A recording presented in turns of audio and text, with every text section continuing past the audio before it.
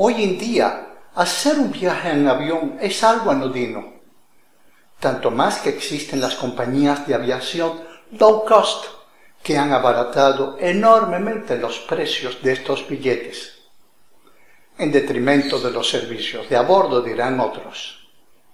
Pero hubo un tiempo en que pagarse un billete de avión era algo verdaderamente inabordable, asequible a unos pocos.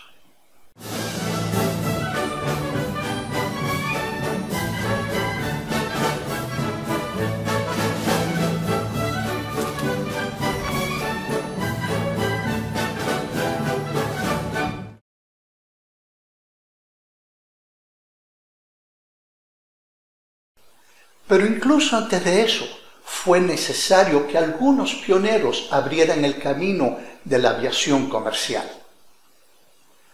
Cuando en el año 1914 se declara la Primera Guerra Mundial, hacía muy pocos años que había comenzado la aviación, y pronto los generales se dieron cuenta de la importancia de este medio para dominar el aire.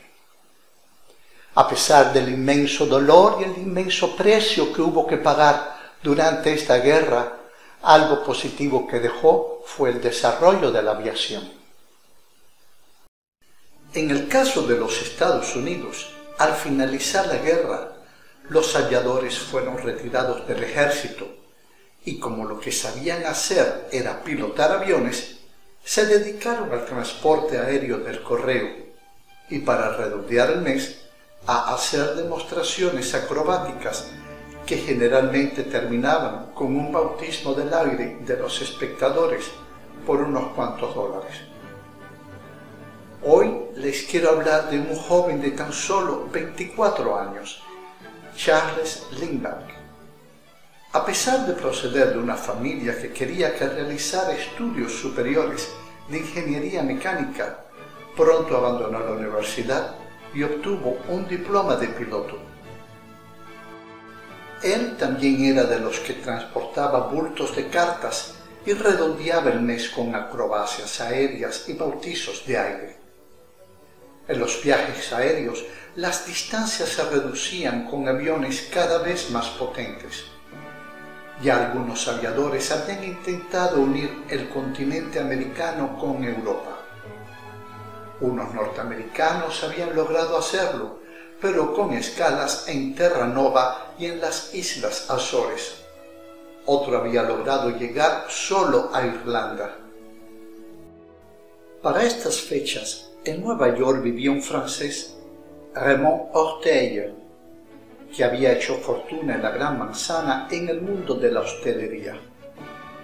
Gran admirador del Marqués de Lafayette, francés considerado héroe nacional en los Estados Unidos, y con el fin de fomentar la fuerte relación que había entre su país natal y su país de adopción después de la ayuda que habían dado los norteamericanos en la recién finalizada guerra, propuso un premio de $25,000, unos $200,000 de nuestros días, al primero que lograra conectar por aire y sin escalas las dos ciudades icónicas, Nueva York y París.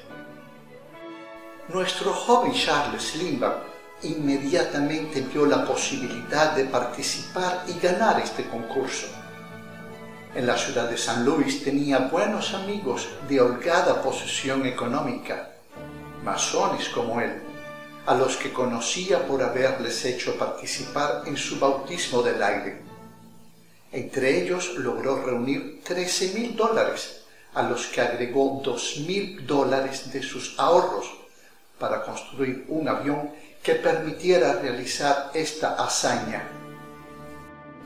Este avión se fabricó en unos talleres de aeronáutica, en una antigua fábrica de conservas de Los Ángeles, que aún olía a pescado, siguiendo instrucciones precisas del joven Lindbergh. El motor era potente y los tanques para gasolina grandes para poder alimentar durante todo el tiempo de vuelo ese potente motor. Tan grande era el tanque que el avión no tenía parabrisas. El tanque de gasolina ocupaba todo el espacio entre la punta del avión y el piloto.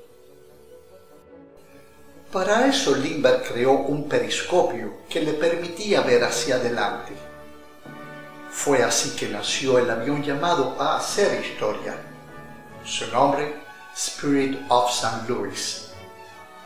Voló de Los Ángeles a Nueva York y ante la mirada entre sorprendida e incrédula de los espectadores y la prensa, después de haber pasado una noche en vela revisando los últimos detalles, salió nuestro joven desde el aeródromo Roosevelt en Long Island a un vuelo de más de 6.000 kilómetros y que debía durar más de 30 horas.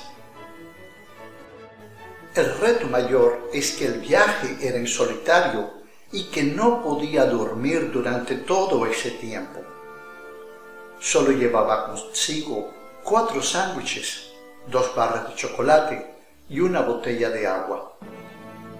En 2 ocasiones el sueño lo venció y logró estabilizar el avión a punto ya de estrellarse contra las olas. Al pasar por encima de Irlanda lo divisaron desde tierra y por radio, que comenzaba a tener importancia en estos tiempos, se dio la noticia. Atravesó todo el sur de Inglaterra, sobrevolando las costas de Cornualla, y llegó al aeródromo de Le Bourget, al norte de París, el 21 de mayo de 1927 a las 10:30 de la noche, después de 33 horas y medias de viaje solitario. En París lo esperaba una enorme multitud para homenajearlo. El embajador de los Estados Unidos en Francia de inmediato lo llevó a su residencia para que pudiera dormir. La ropa con la que viajaba tuvo que ser tirada a la basura porque había sido el receptáculo de sus necesidades fisiológicas. A la mañana siguiente, multitudes se congregaban delante de la residencia del embajador. Desde su balcón, Lindbergh le gritó al público parisino las pocas palabras que sabía en francés: «Vive la France».